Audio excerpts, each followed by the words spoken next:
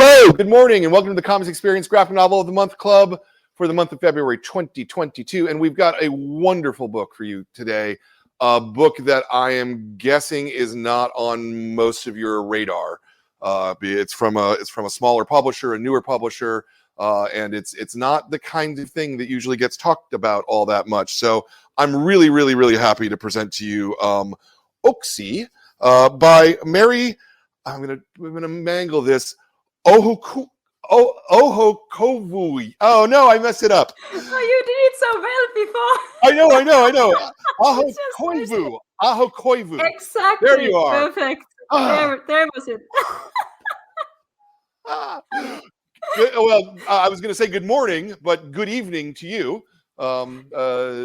She's in Copenhagen, so it's evening there while it's bright in the morning here. That's yay! International. I love it. How you doing? I'm okay. I mean, considering all the world events, but this is life. So I'm really excited to be here to talk about comics and everything. Nice. I'm so honored to be here. It's excellent. No, I loved the book. I loved the book. When I saw the book, I immediately went, oh my gosh, this is different than comics that we normally get here. And that was the thing that really attracted me to it. It's beautiful, it's charming, it's sweet, it's thoughtful. It's lovely. It's a lovely piece of work. So thank you. So yes, you're thank making you. me blush. Yeah. Well, let me start. I always start with the same first question because I love this question. Why comics? Of all the different ways you could express yourself, why did you get into comics? Yeah, that is a good question. I mean, I do believe that everybody has like their own, like the best way how they can express themselves. And I'm lucky enough that I found comics to be my way of expressing myself. Like, I love the way I can tell stories with picture and text combining. And like, if I have to just write or just draw a image, I mean, I do illustrations a lot also, but I'm not like that's always a bit more work. Like, if I can combine both of them, it just comes more naturally. And I think that's like, it's just the way I'm wired, I guess. I don't know. Sure. Did you so I mean, I literally don't know what the comics market is like in Finland. Did you have access to comics? Are they, or is it like the Egmont comics from Denmark that you're getting that are like Donald and Mickey and things like that? It is actually pretty interesting because, like, I mean, as a market, like, there is no market. Like, we don't really sell comics. Yeah. But as art form, there is a lot of comics. Like this, like Finland has this amazing variety of like more art type of comics. And I think it's partly because we have, I mean, it could be better, but we have a really good grant system in Finland. And we get a lot of support to draw comics. And I guess that's why we are kind of more focused on the kind of the art expression type of thing. Sure. Unlike, like, I mean, for example, like here in Denmark, like it is, I mean, there's also a lot of artistic comics here also, but there's a lot of also that's like the Donald Ducks and the Egmont things. Yeah. That comes from here, but it's not so much in Finland, which is kind of funny because we like it. There's a joke like that every single Finnish person has learned to read from Donald Duck, for example. Mm-hmm. So we do love Donald Duck and we do love all the Egmont stuff. And I grew up like reading Disney and Asterix and Obelix and Tintin and Lucky Luke and all those. Yeah. Books. But like, the thing that we do in comics, like the Finnish artists are more like my book, like it might be kind of strange bird in the US, but I can guarantee you that you can find a lot of kind of similar stuff in Finland, actually. Sure. Yeah.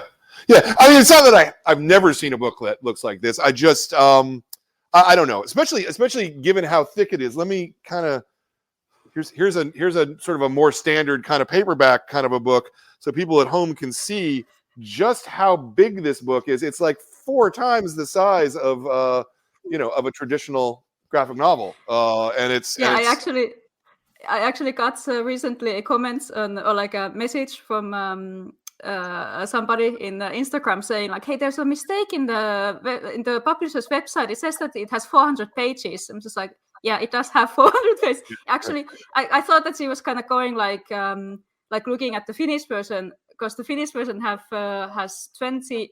Or the English one has 20 extra pages actually. Oh, so okay. I was going like correcting that, and she was like, "Oh, okay. I thought it was like supposed to be 40 pages, but okay." Yeah. No, But, we don't. My way of like drawing it is kind of like, I don't draw that much of a detailed stuff, so it's kind of like I mean, it sounds crazy, but like when you look at the book, you can kind of see maybe that it's not that kind of like full of details drawn images. So yeah, I mean, I don't know that I would agree with that necessarily. There's a lot of details. They're just not they're not specific lines of buildings or something, but there's a lot of detail. These characters are very detailed, and yeah. The other thing that really struck me about the book is that its storytelling style is, even though it's 400 pages, this was a relatively quick read for us. It very, very fast, very page turning. yes, and it in that manner, it reminded me kind of more of manga. Yeah, exactly. Yeah, I mean, yeah, completely right. It's like, I love manga, and I really, really love the this kind of flow you get when you read comics. Yeah. And I kind of want, like, especially with my comics, I want the reader to be really sucked into it, that you kind of get this like almost like an animation type of like flow when you read it. Yeah. And like, for me, like, if I have to stop and think about things, or like go back or something like that in a comics, which you can of course always do with comics, but that's like, for me, that's kind of takes me out from the story. So I really want to do stories that are like almost like an animation type of flow. Yeah. No, I mean, certainly I sat down to start reading it, and I read through the whole thing in like an hour, because I was so compelled by it. I really loved it. Yeah. And I really hope that it is like that, like that it's a quick read, but then like you want to go back, and then you want to go and visit it again and again, and find something new like every time you read it. So yeah. No, that's absolutely how I felt. Okay, so you said that when you were younger, you were reading Asterix and Tintin, Lucky Luke, things like that. Just so I know kind of how things work. Were these translated into to Finnish, or were they English versions, or? No, like they were like most of those things. They were translated in Finnish. Like most of the like these Franco-Belgisk comics, they were translated. There was some like it's actually it might sound pretty weird, but I actually kind of learned English from ElfQuest, like because they only translated the first book in Finnish, and I really wanted to read it more. And during that time, like most of the Finns are learning English at school, but I was in Waldorf school, and I was learning Russian actually. So I didn't know any English, so I had to kind of first like learn it myself, and then I like switched from Russian to English, and then I was able to like learn other words also, than not just like hunting and wolves and all that. I'm sure Wendy would love that, actually, if we told her. That's amazing. And can I say, your English is perfect, having not studied it in school. I totally can grasp everything you're saying. This is fantastic. So when did you know that you wanted to make comics of your own? Were you doing them as a child, or did that come to you later on? Yeah, I was drawing them, but I was like, because like the school that I was in, it was really, really small school, and actually one like a bigger brother of a classmate of mine was already doing comics like kind of semi-professionally when he was still at school. And his name is Ville Ranta, and he's actually one of the biggest comic artists in Finland right now. So it's a small world in Finland. But so I was able to see he doing like his own stuff, and he like drawing comics, and kind of realizing that, wait, I can do that also. Like if he's doing that, like people can actually do that for a living. Like that's weird. And there was this there was lots of Finnish alternative comics around, like really easily found. We had an amazing library that I could just spend hours and hours in. And there was a comic school like in the next village that I actually went to when I was 18 or 19, I think. Like I didn't go to the university level straight away, but I wanted to have like this 1 year to just test out to do comics. And then I kind of got stuck in that direction.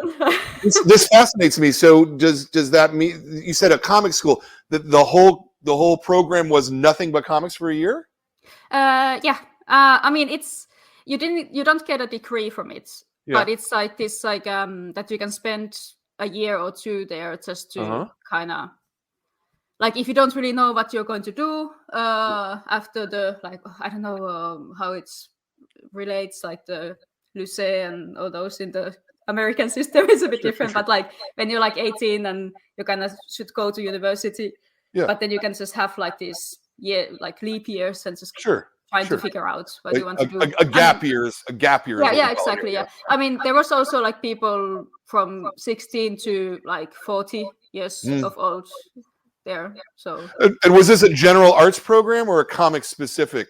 It was a comic specific. They had also like fine arts and I don't remember what else they had. Maybe writing, but yeah. But the one that I was in, it was like specifically for comics. It's kind of fascinating to me that there's a comic specific program there, and yet you were saying there's not really a market for comics in Finland. Yeah, but that's the thing. Like, we have amazing artists, and we have amazing education, and we have a great bookstores and great libraries and all that. But then, like, the markets, like, it is really small. Like, even like the book market is a small one. I mean, we have a small language area also. Right. Like, it's really difficult to kind of get people reading comics sometimes. Like there is like this couple of comics that everybody in Finland knows, but they're mostly like strip comics that they read from newspapers or from online. Right.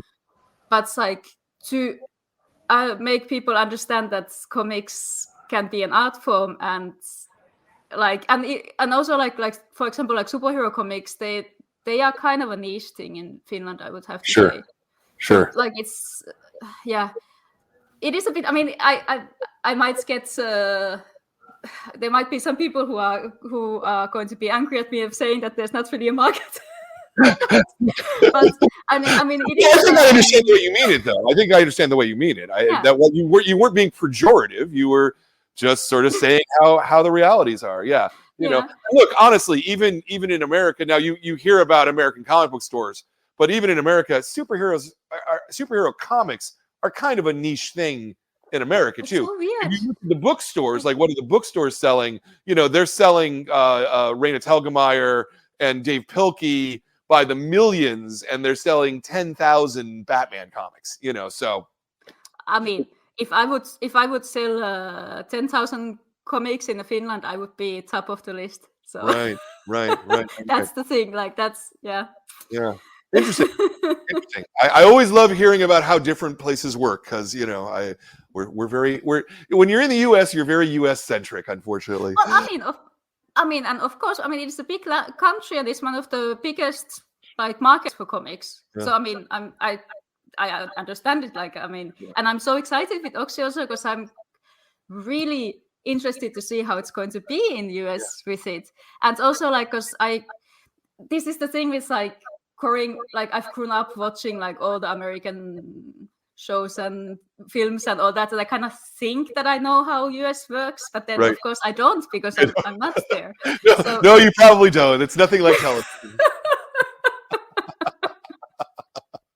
Okay, so you went to this comics program for a year. Did you then go to university after that? yeah, I went to like this University of Applied Science, which is more like it's a university level, but it's like more focused on like concrete doing stuff. And I was in the media section, or I was studying media, which says nothing. Like I mean, media, but it's like the good thing about it was that I was able to get a half a year exchange studies in Angoulême, actually, in France. Nice. Which was kind of crazy because I didn't speak any French, and I don't really speak it that well yet either. Huh? But I just went there, like, just completely like ignoring everything, because I wanted to be in Angoulême because it's like the Europe's capital for comics. Yeah. And to be there for half a year, it was pretty insane. Like, and they had a school there, like a university level school, that you could learn. Study comics. Sure. Absolutely. Which, yeah. So what was your first? I don't know if publish is the right word, but like your first major comic. What? How old were you? What were you doing? I mean, my first comic book that I made was actually a book about how to do comics in the comics form. Oh, that's cool. Which is kind of, I was like, when the publisher was contacting me about it, I think I had to be 18 or 19, 19 or 20, something like that. And he contacted me because I had a comics blog that I was posting a lot of comics in, and he wanted me to do this. And I actually wrote him back saying, like, are you sure? Because I know a lot of other people who would be much better in this. Like, why do you want me? And he was just like, yeah, I know, I don't care. I want you to do it. And I was like, okay. Because I was going to ask, like, what does an 18, 19-year-old know about making comics? You know? I mean, and how many jokes I got from it from my friends that, oh, it's your first book that you've published, and now you're going to teach us how you do comics. Like, oh, okay. That's funny. Had you read like Understanding Comics at that point? Yeah, of course. Yeah. That's like, yeah. I really loved it. It was one of those books that kind of really opened comics for me. Like, definitely. And I kind of wanted to, like, that book, like, the way I was able to make it was that I decided to make it to somebody who's just getting started and who doesn't really know what to, like, or are kind of afraid to start, like, try things. And like my approach with it was that I wanted to people to not to be afraid of do stuff and do things in their own way. Like I always think that the, like, comics, like, the final form is the published book, and it doesn't matter how you got there. Like, you can, like, the materials you use or the methods you use, like, it doesn't matter. Like, what matters is the book that people are going to be reading. So that's kind of what I kind of got that kind of approach. So I was hoping to kind of pass the stuff that I don't really actually know what I'm doing. It's one of the things that I love the most about comics is how many different ways there are to approach it. And, you know, as you know, this is a series of interviews. We're somewhere in the 250s. It's really rare that I hear two cartoonists tell me the same way of doing work. You know, everybody approaches it differently, and it all ends up in the end as a fantastic book. You know, but how you get there is different, and that's really that doesn't seem to be as true in, say, music or film, which have very, like, clearly delineated, this is the way you do it kind of paths. But do you think it's because comics are still just, like, kind of a young art form that we don't really have that kind of, or do you just think that it's just? Yeah, I'm not really sure which of the two that it actually is. I mean, comics are a young art form, but they're also they're also such a universal art form. You know, one of the things I'll tell like young students or something like that is like, you always see comics. Like every time you go on an airplane, right? There's comics right there in the, you know, it's the easiest way to communicate some stuff. But in terms of how people approach building the art, it becomes idiosyncratic. And I think, though I haven't like said this before, so I don't know if I'm going to fully form this idea, but I think that it might have something to do with how words and pictures come together and how people's brains process those two things coming together, and everybody processes it slightly differently. Oh, that's a really good point. I think you have something there. Yeah. I'll need to workshop that a little more to get it right. Yeah. I think you should do that, because I think there's something there. Yeah, that's a really, really good point.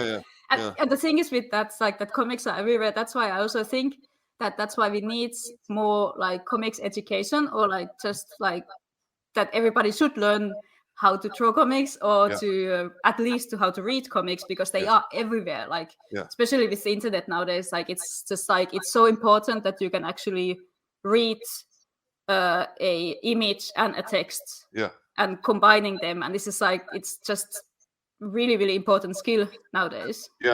It's interesting because in America, unlike the rest of the world, comics went kind of fallow for 30 years, let's say, because of there were Senate hearings, and people went crazy, like, oh, Batman is turning kids gay, like. No, I'm serious. That's what people said. And Frederick Wortham, man, the guy, I really, really bad. And so there were hearings, and then the American comics industry basically castrated all the content. So you couldn't have sophisticated content. Everything had to be only aimed at children. And you know, you couldn't even like use the word zombie. You know, you couldn't even say the word, right? Like. How weird is that? And it took 30 years more or less until there started to be comic book stores, actually.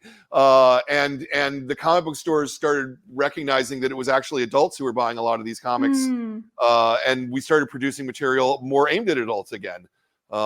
So that's kind of, you know, a high level thing, but you know, it's funny how time shifts with comics. I don't know. And it's really funny because I've been doing a lot of kids comics now for like a couple of years, and when I started doing them, like it was really difficult actually to make people understand that comics are also for kids. Right. Yeah. And we were just laughing at that, like what's going on? Like it was recently that we were talking about like comics are for adults, and now we have to say also like, but they are also for kids. Like why can't why do we have to have this battle all the time? No. It's and so what's interesting is that like the kids comic revolution in America, at least, has really been driven by librarians, you know, and you know, and teachers as well. But it's really the librarians because they recognize that kids sometimes had a hard time reading prose, you know, and not just a hard time, but they were anxious about it. Like they didn't feel like they were good enough. And so they told themselves they weren't good enough. So they read worse, if you know what I mean. But you hand a kid a comic and a kid will just absorb it because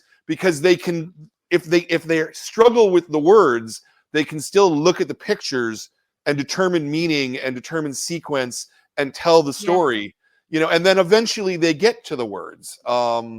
It's funny that librarians have learned that kids learn to read prose better through reading comics. It's a thing I love. Sometimes, and sometimes it is a bit still like in schools. Like I mean, there's amazing teachers that love comics, but then sometimes you kind of get stuck with the thing that's but you can't read comics. Like if they have to do a book report or something, it's just like, oh no, but it can't be comics. Like that's not a book. And it's just like, but then it does feel like the libraries are more open for this. Like Yeah.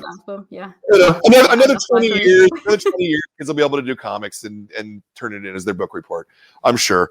I mean, I did like when I did. I mean, I love. I use comics when I'm studying foreign languages, and I did like all my like essays, like the English essays or Swedish essays that I had to do. I did them in comics form, and I always got like 5 out of 5 from the drawings and 2 out of 5 from the actual text. But then I always passed because they were just so happy that they didn't have like this like boring text in front of them, the actual comic that I was using the language in. I love that. I love that a lot. Okay, so you say your first comic that you did was a book about how to do comics. What came next up until sort of walk me through up until this one? I did a comic like a fictional, like a graphic novel in 2009, I think it came out. That's called Find Me in This City. I don't have it here actually. I should have had a copy of it, but yeah, well, and that's actually kind of like a loosely based on my staying in Angoulême. Like, it's not like, it's just like, it's about isolation, and it's really like a kind of like a teenage angst type of thing. But but that was my like first graphic novel. And after that, I was working with Finnish Comic Society quite a lot, and there's this awesome comic center in Helsinki that I was working with, and I was doing kids comics a lot. I was published in France. I did there for like 3 books of this Lola Olifant kids comic. And then in Finland, I'm doing one comic that's still ongoing for kids. Oh, nice. And then I kind of got stuck with kids books illustrations. I'm not stuck, but I kind of got into the like a children's books illustration field during that time. And during that time, I was also doing OKSI. And so when OKSI came out, it came out 2018 in Finland.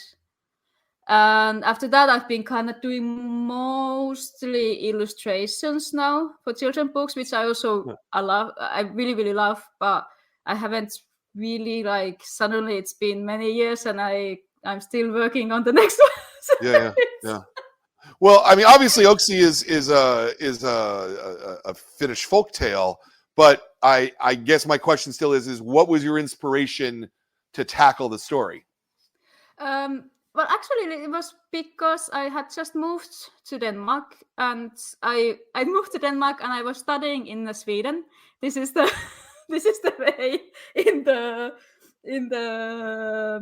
Nordic countries. So, and I was studying in Malmö comics again, and people were kind of asking me more and more about Finland and the Finnish like mythology and folklore and all that, because like, even though Finland is part of the Nordic countries, we are not part of the Scandinavian countries. Right. And the Scandinavian countries, they have like Sweden and Denmark and Iceland and Norway, they have similar languages and similar mythology and similar background. And then Finland, we have our own language, which is it is similar to Estonian and Hungarian and Sami languages and all that. But like, it's different from the Scandinavian ones. And the mythology and the kind of these stories that I've also grown up with, like, they're a lot different from the Swedish ones or the Danish ones. So people were asking me in the school and here in Denmark, like, how, like, like they've heard some like snippets and all that. And I kind of got really interested of it myself also, because, you know, when you live in your own country, you don't really like, it's just normal stuff like that everybody knows, and then suddenly you kind of realize, like, wait, am I kind of like different now? Like, what's going on? So I kind of started to get cuts, like reading. I got it into reading more and more about like these like bear mythologies and bear myths, and then I kind of thought that maybe there's something there. Like, maybe I want to do something about this. And this is my process. Like it's really like it's a mess, like from start to finish. And I don't even know how the book comes out in the end. Sure. As we noted, it's over 400 pages long. How did you do it in smaller chunks? Did you know that you were doing a 400-page story? I think in the first the grant applications that I wrote, I said that it would be about 150 pages and it's going to take a year. And it came out 400 pages and it took me 6 years to do. Wow. Did you go back for more grants or? Yes. I got quite many grants. I got a couple smaller ones and then one big one. And then like I was doing like other works at the same time, like doing illustrations and teaching and stuff like that. So of course that's why also it took longer because I wasn't able to focus on it all the time. Yeah. But yeah, what was I going to say? I was going to say something really clever. I don't know. Well, I think it's fantastic that you're in a country where they give you grants to make art. I think that's because that kind of doesn't happen in America very often, especially not for comics. I mean, it is also something that people have been fought for, like especially with like to be able to have like grants for comics. Like this is something that people have been lobbying and putting their time in it to be able to actually get it. So it's not something that just is there like miraculously. Like it is because of like many individuals that have been like making it happen. But it's just, like, it's really, really nice. I mean, it's an amazing thing because like there would be so many amazing books that wouldn't have been created if they wouldn't have been that possibility. Let me remind anybody out there who's watching this live, if you want to ask any questions about the book or to Mary, please put them in the chat and we will ask them. I'm told there is a question already. Well, let's go straight to that question, shall we?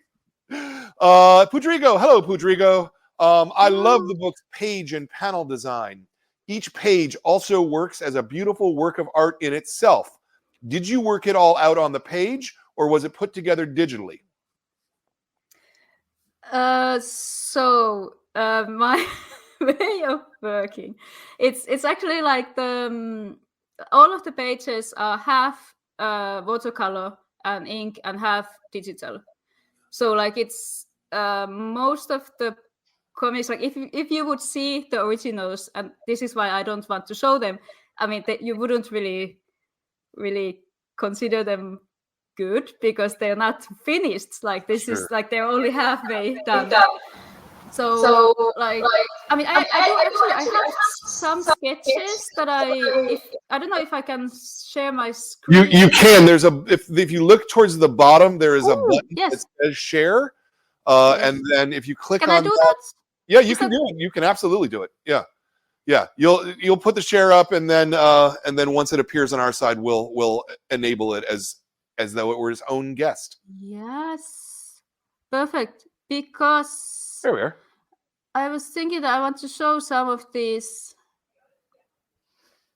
Let me see. How does it look better? Now you can see some finish also here. Näytä.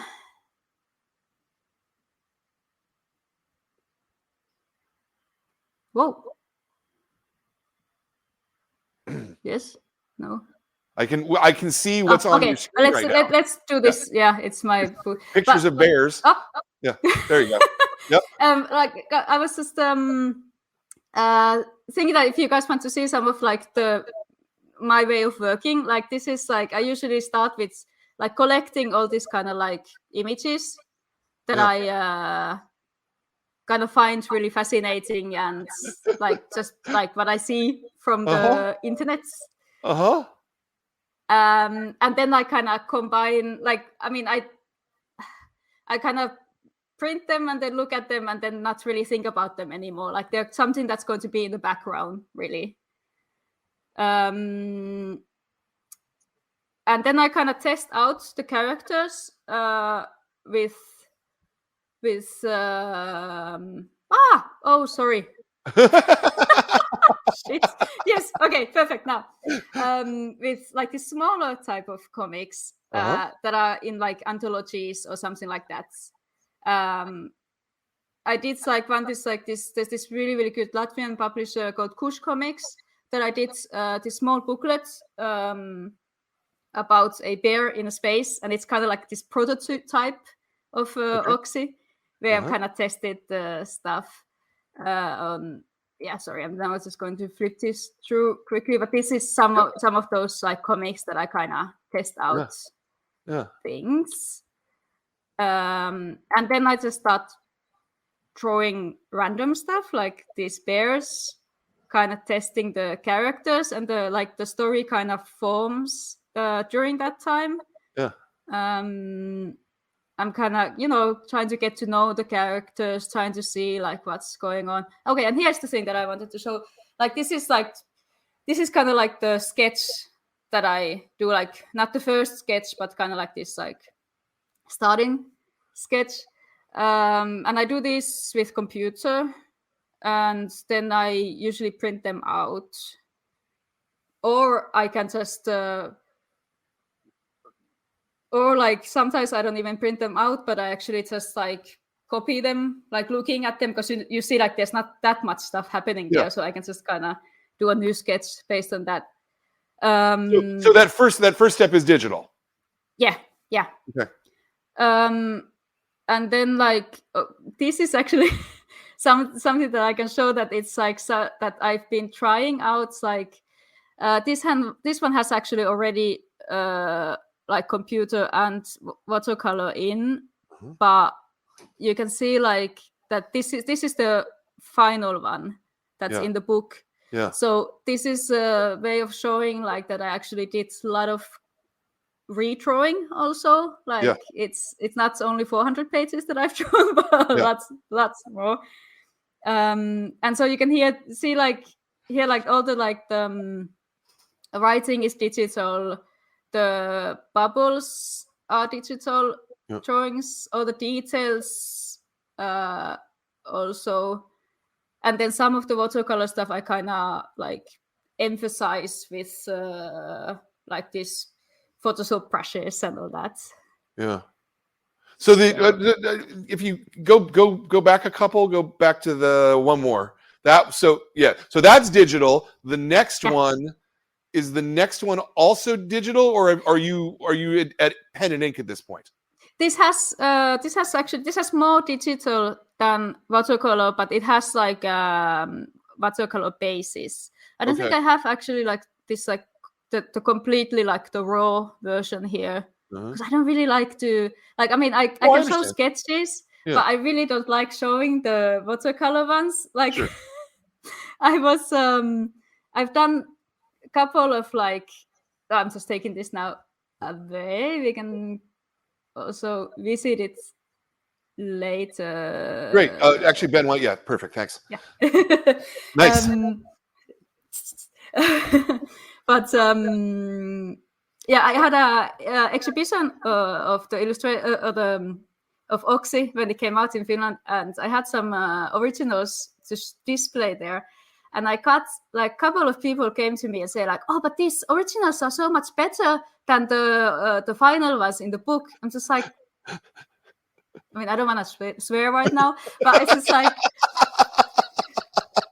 the thing is, like for me, they are not done. Like they are halfway done, and also like it's a different thing to see one page on the wall and think that looks great. But when you have like 400 pages, they have to also work together. Like I have to think about how they look according to each other. So I can't like just think like, oh, this looks great, and then I'm not going to do anything with that. And then this one, like just starting from the scratch for the next page. Yeah. So yeah. Yeah. No, absolutely. So your first layer of sketches was digital, but are you like doodling any of this out like on paper ahead of time? Yeah, for sure. And I mean, I wouldn't say actually, it's not the first sketches that are digital. Like I do like this, like a really like a small like A thumbnail.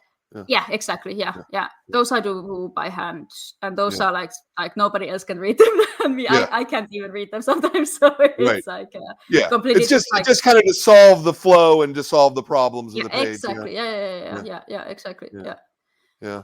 And it's also like because I don't write a script first and then like do the thumbnailing. Like I have to kind of go straight into the thumbnailing in a way, like that. Then I sometimes write in some areas, like, and then something happens in here or something like that, and then skip to the next one.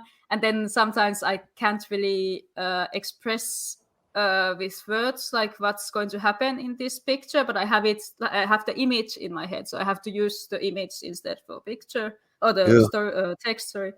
So it's kind of like this big mess of things that kind of I'm just trying to mold.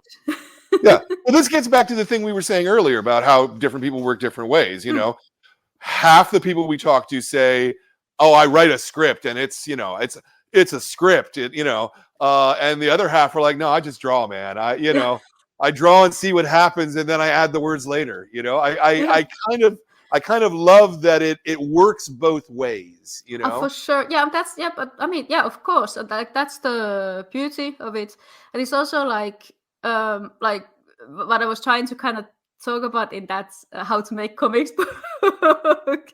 That's that it's like you kind of have to find your own way, like because like I've been in these many comic schools and I've been learning how to do comics in many different ways, and like sometimes if I'm trying to force myself of like doing script first or like drawing in A3 size or something like that, which is kind of like the traditional way of doing. Like I'm going to get stuck, and then I'm not going to do anything. Like that's like, and that's you don't want to do that.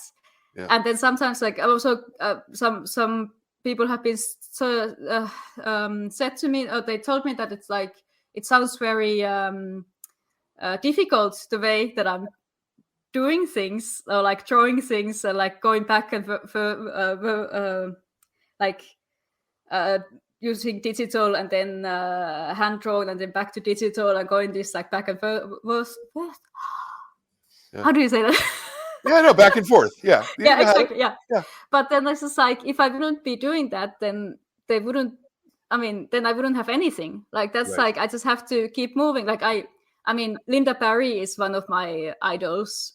And like that's the thing that I've really like she taught me that you just have to kind of keep moving, and sometimes you kind of get out of the groove and then you're gonna have to find it again. And this is like that was when I read that, it was such a relief when I kind of was able to understand that you can do comics in your own way and it doesn't have to be like a perfect way to be doing them. And this is No, I agree. It's the best thing about comics to me. So one of the things, so you're lettering. Let me ask you about. Let me get the question out of my mouth. Let me ask you about the American edition of this, the English edition. Did you do the lettering on this? Okay, so you translated it or somebody helped you translate? Okay. It's translated by Silja Maria Aranpuro. Yes. Yeah, Aranpuro. Yeah, sorry, I had to check the last name. But, this amazing translator who did also actually like the Finnish version has a subtitles in English actually. Oh, okay. Like it has like in the bottom of the page, it has like this small English text. And Silja Maria did that for the Finnish version. And when I found out that I'm able to do OKSI actually in English, I really wanted her to do the translation because like, I mean, I can speak English. Yeah, and I can write it. Yeah, but like she was able to like, she's a professional and she was able to like find those nuances there that I just like when I read them, I like see like, yes, that's what it's supposed to be, but I would have never been able to formulate it for myself that way. So I'm really, really happy that she was able to do the translation. Yeah, and I think it's great that you relettered the book yourself, especially because there's just huge parts of it where the text, the lettering is as much a design element as it being in balloons, you know. Yeah, that's why I can't really use any fonts or anything like that, really, because it's like, I mean, let's see, like if one day I will be able to get it in a country that I can't letter it myself, so it will be interesting to see what I'm going to do with that. Hopefully, we will find somebody that's going to letter it well. But it's that's the thing. Like, it's just like it has to be like it's not written; it's drawn. Like the letters are drawn, it's written. Yeah. So it's it's really, really like important style wise also for me. Yeah. Yeah. No, I mean, I also think it adds to the text that the hand lettering. You know. No, I think it's really, really nice. That's fantastic. Ben tells me there's another question. So it's from David Emmanuel. Can you talk about the traditional mythological references? Yes, I can. Let's see. Will you? So, well, I mean, let's see. So the starting point of the folklore and the mythological references was Kalevala, which is the Finnish national epos. Maybe that's what you would call it. It's this book that was like when Finland is a very young nation, right? Like we became our own country in 1917. So that's young. And like in the 1800s, they were starting to kind of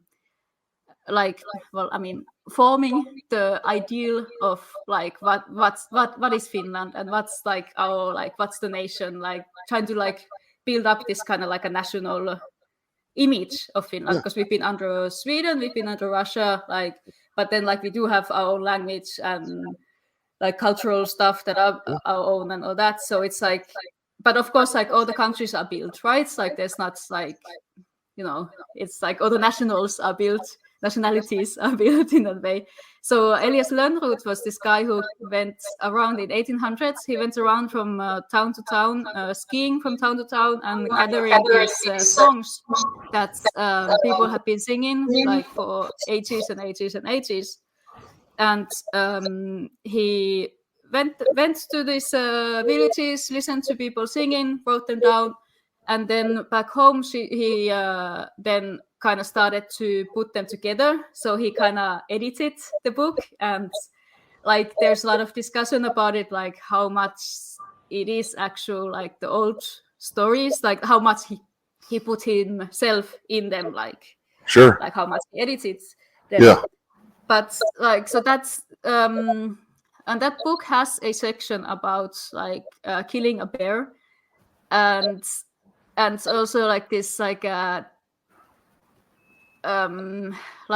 birth of a bear, because in the Finnish mythology, like everybody has a origin song, and if you know the song, you will control that thing. Like if you know the origin of water, then you can control water. Okay. So it's this kind of and that was also something that I really wanted to use in OKSI, like this thing that if you know your roots, if you know the past, or if you know the things that had happened, then you can actually get control over things, or like, you know, like this history matters type of thing. And in the birth of the bear, or like the origin of the bear, they talk about how the bear is it's actually in the, I wrote it here in the beginning of the book, and it talks about how the bear was sent from the heaven, and it has this it's actually kind of funny because it's this thing about it was sent to heaven, like sent down to earth from heaven, and then he kind of died not for our sins, but kinda like it has this kind of like a very biblical type of thing. I mean, and this is a story before like Christianity ever came to Finland, and I really love when all like these genres lab, and when I knew that I was going to do fantasy and mythology, and then I found out that Bear is actually from heavens, and then of course I had to put some sci-fi in my right stories, which is also, I think this is something that ElfQuest has also influenced me quite a lot. Absolutely. Sure, I love that. So these are all oral traditions before this person wrote them down. Exactly. Yeah, that's why also like singing is a really big part of OKSI. Like that's all the like the explanations come in a song form, because that's the way like all the traditional Finnish folklore and mythology was told back in the days. And I just out of curiosity, are those songs and oral traditions still kept in any manner, or have they now been supplanted by, well, the guy wrote it down, so this is the version we now use? Well, yeah, I mean, that's the thing. Like, there is, I actually don't know if there is anyone alive anymore, like these professional singers in a way, like that was the like kind of like this, like a keeper of stories type of profession. There was, I don't know if they are still existing, but it's like Kalevala it is a big thing, and I do kind of hope that we wouldn't get so much stuck in the, like nowadays I think there's more and more like these versions like OKSI, like that kind of cultural things that kind of reference these stories but are not that like strict with the idea that it has to be exactly like in Kalevala. Which I really, really love, because it's like that's the tradition, right? Like that's what we are supposed to do. Otherwise, I don't think there are. I mean, I don't actually really know that well how much they are alive in that way in Finland. That's. I assume not that I'm expecting you to answer this question, but I assume that oral traditions change over the centuries. Right, as different singers sing the song, they sing it a little bit differently than the people before them. You know, probably from one generation to the next, it's pretty the same, but over 5 generations, it's probably quite different. I would think. And I love it so much, and it was just like this, because when I was doing OKSI, I was kind of really worried that if I'm getting stuff right, and then someone like. So said this to me, like, but that's like, you're just like continuing the tradition, like you are. I mean, there is no like right way, because like you can't find the original song, like you can't find the original mythology, because they've just been changing all the time. So it's I think it's in a way it's like really like, of course, like I love finding out the truth, but then like if we would find out the truth, then maybe we would be able to control everything. I don't know, like that's I like that. So you said that the Finnish version of this came out in 2019? 18, I think. 2018. Okay. Yeah. How did it make its way to America? Oh, that was my agent. Okay, an agent. Okay, very good. Yeah. And like we don't really have that many like comic agents. Like I think he's maybe the only agent that actually is selling comics. And so it was like, that was so great that I was able to do that, because I, of course, like my other comics, like I've been like going around different festivals and trying to like sell my own works, but it's like, oh, it's amazing to be able to have like somebody who's doing that work. I mean, I would love to go around in the comic festivals again, but that's like just to hang around, so I'm not trying to sell your stuff. Yeah, yeah. The book was bought in America by a pretty much a new company. This is, I believe, the very first graphic novel they published. Levine Queredo. Probably pronounced that wrong too. Was there any difficulty working with them because they were new, or because they were new they're like, we'll just do whatever you want? Yeah, do you think that I would say like, oh, they were horrible? No, I mean, it was really amazing to work with them, because they were really like, they wanted to do a best book possible. So I really sensed it, that they really cared about the book, and that's so important to me. And Nick Thomas, who was my editor in it, like we did actually some editing work for this version. Like it has 20 extra pages, and You mentioned, like small stuff. Like I don't really even remember like specifics is different, and it didn't really change the story, but just to like these kind of things that he kind of thought that maybe would need to be a bit more clear, or something that should emphasize a bit more for the US audience. And I really loved it. I love editors. Like I really love that somebody is actually like, that you're not alone, and somebody is reading your work and is interested of it and wants to do the best thing about it.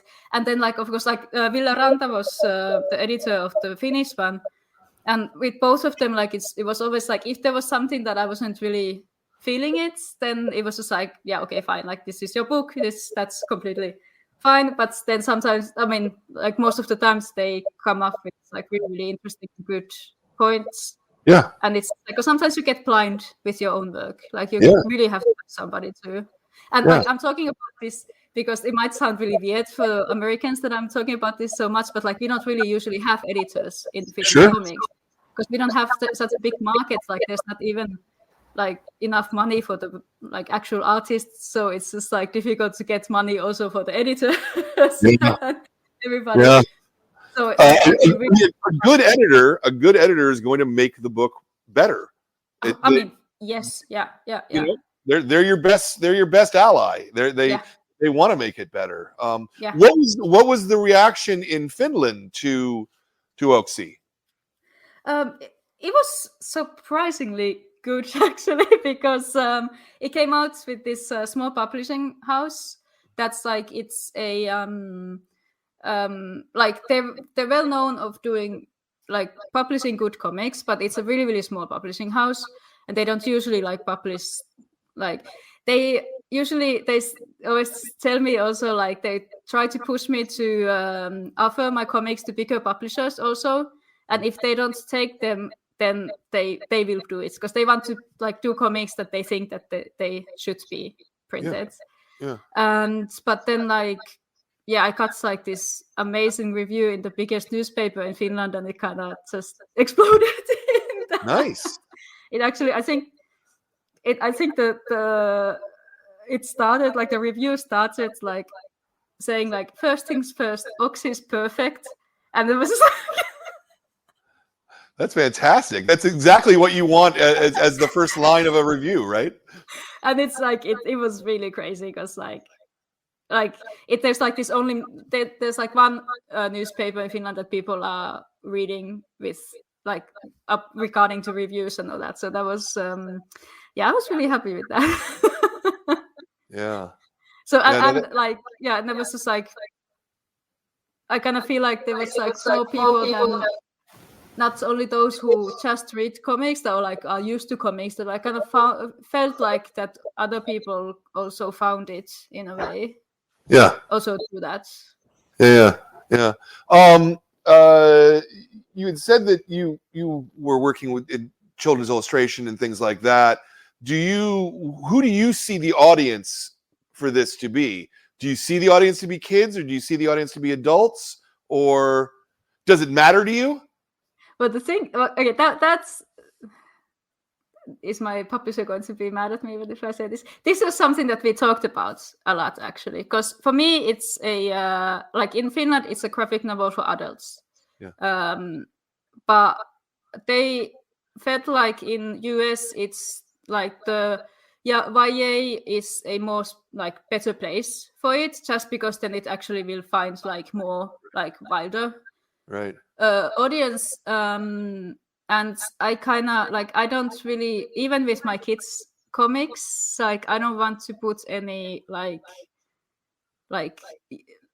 specific years in it, like how old you have to be to, or like how young you have to be to read it. Like maybe OKSI, like I wouldn't give it to like kids straight away. Like I think there's a couple of things there that you really need to read it first. To kind of see, but then like again, like when I was like a young teenager, like I was reading like Mouse and these like really difficult comics that's like in comics form. It's a bit easier to kind of read some tough things, because it's kind of like this like drawing. It kind of gives it kind of more softness in it. I don't know. Like, do you know what I mean? Sometimes, yeah, I do. It's interesting because I also think that the reverse is true. That having an illustration to something can make it also heavier at the same time. I agree with you. It does make it softer, but I think about it particularly in terms of YA prose. Okay, because in YA prose, something like a Hunger Games, something like that. It's extremely violent. When you read the words, they're extremely violent, but the pictures are all in your head. But once you translate that extreme violence onto a page, it becomes harsher in a way, Yeah, that's true. But then again, it's not that harsh than in a movie, for example. Yeah, right. Like it's like maybe it is there, like in the middle, like that. It's easier to easier. No, it's not easier, but it's kind of like more. Yeah, it's maybe easier to kind of grasp things, or like that you get this like your own space to process stuff if it's like drawn in a way. Absolutely. For what it's worth, I mean, we obviously picked this as the adult club book rather than as the kids club book. Much the same reason I thought this was a little much for kids. I think they would have been fine with it, but I thought, it might be a little much. Yeah, and it's also because, like, especially in OKSI, I did play a lot with that the images are really cute and soft, but then like the things that happen are actually really like there's a couple of stuff that are actually really hard and violent. So it's kind of this scary cute type of vibe that I really like. That I was trying to kind of put in. And then like if you kind of flip it through quickly and think it's a kid's book and just give it to a kid without reading it yourself, it's like that might cause some problems. And I don't want to be like the one that's going to get right. No, I agree with you. No, I mean there's like these scenes where they're fighting the bear. I mean that's that's bloody, that's gory, yeah. Oh man, yeah. No, it's I just find it very lyrical and very kind of otherworldly. I don't know. I like it so much. I really love this book a lot. Yeah. Are we out of questions, Ben, or was there anything else? Just so I'm. Oh, we've got another. Very good. Let's put it up. Podrigo again. The mother-daughter relations and role reversals through the book make the story relevant for kids and adults. Was this an important consideration for you while creating the book? Well, yeah, I mean, I don't really think... I wasn't really thinking about the... I have this bad habit that I'm not really thinking about the reader when I do the comic. That's not a bad habit at all. No. So I'm just kind of like doing things that just comes from somewhere. I don't know. It's just like I guess the mother-daughter thing is the thing is, like, I don't have kids myself, so I think it's like the relationship thing. I was looking at it more from the daughter side, even though, like, of course, there's a lot of the mother side of it also. But like, I mean, I'm not the mother, so I can't know exactly how it feels. Yeah. But this is like, so maybe that's why it's also like is relevant for kids also. I don't know. Yeah, I guess the answer is no. I don't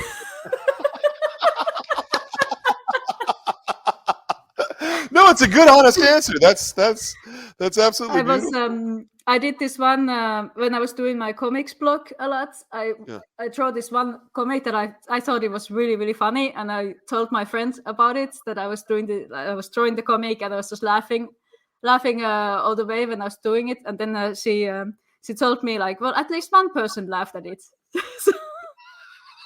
And like not in a rude way, like it's like she hadn't read it, so she didn't know if it was funny or not. But I kind of took it as a mantra, like if I like it, or if it's like brings some kind of emotion from me, then at least one person has got some emotion. Like, and that's like the only person I can control, really. Like, I don't know what other people are going to think about the story or the book. So that's Let me ask you a semi-technical question in terms of pagination.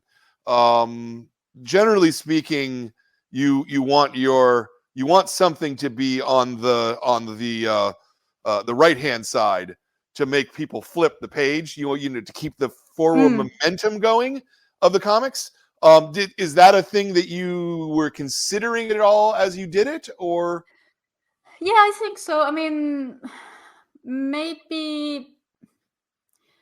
I mean, maybe not that much first, but then like when you like, cause I did actually like this, like when I was doing when I had these sketches, I did this kind of like a mock-up book with the sketches. So I was able to actually like read it as a book, like a physical thing, and then I was able to see like if some page turner didn't work.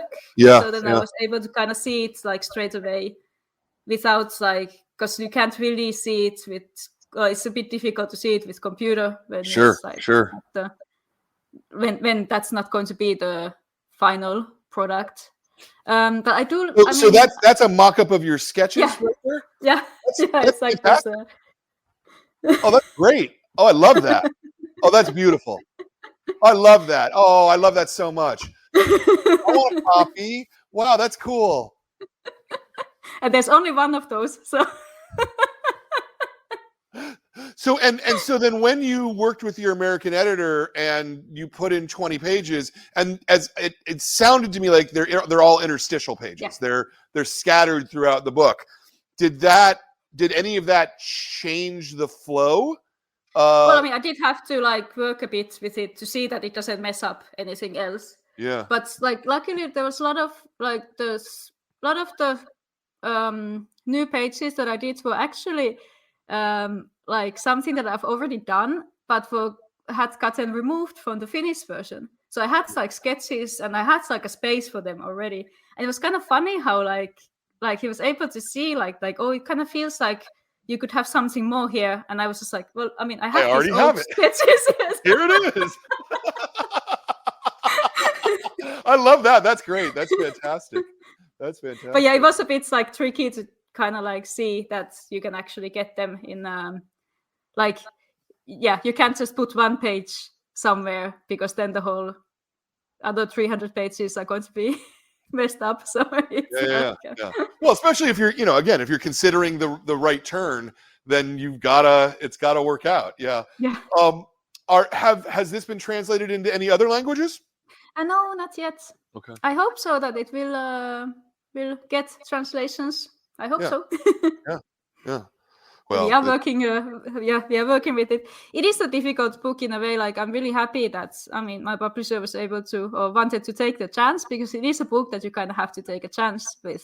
Yeah. Because like you said, it's like, it doesn't really look like that much like the other books maybe. And it's just like, when you think about like where you're going to place it in a book, like bookshop and a comic shop, like it's these things that and then like when it's a name that's not that well known, so it's like really like there's a lot of people that have publishers that have said that they are really interested of it, but they are a bit of afraid to actually take the jump.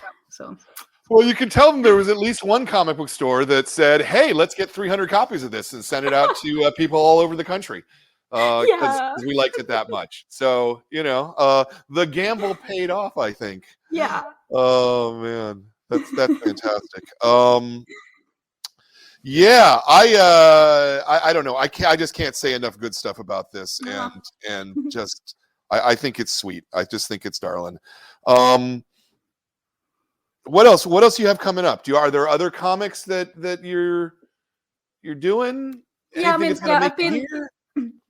I've been doing a lot of the children's books illustrations now, but then I've been working with. I really want to do a horror comic next. Ooh, nice. Which is kind of like, I mean, OKSI also has a lot of like these horror elements, but I kind of really want to do this like classic horror type of comic. But then now I've been stuck with it for a while now, so let's see if it's what's going to it's in this point like that I don't really know if I should let it go, and every time I decide that okay, I'm just not going to be doing it, then like I'm starting to get these new ideas for it. Just like it doesn't want to let me go, so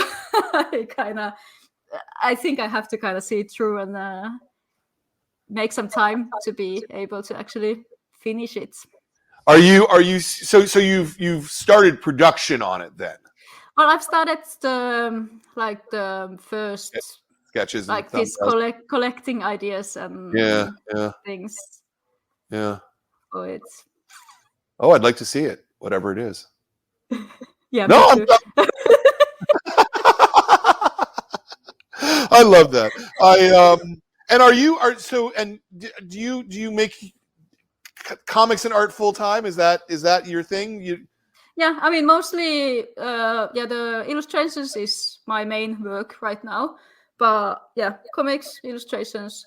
I did some teaching stuff before, but I haven't done that for many years now. Mainly also because I'm in Denmark now, and I mean I do speak Danish, but it's still kind of it's not as good as my Finnish. Yeah. Well, I mean, I have to think that if you came to America and did some American shows, and spoke to American editors, I would think you would be able to find some more opportunity and work here too. I just gotta say, I would love to come to San Diego like US tour, and oh god, yeah. I've been in US only twice. I was in Mocha for 2009, or I think something, or 2010, somewhere around there. If you remember the volcano thing that we had, during that time, I got stuck in New York because of that. Oh wow.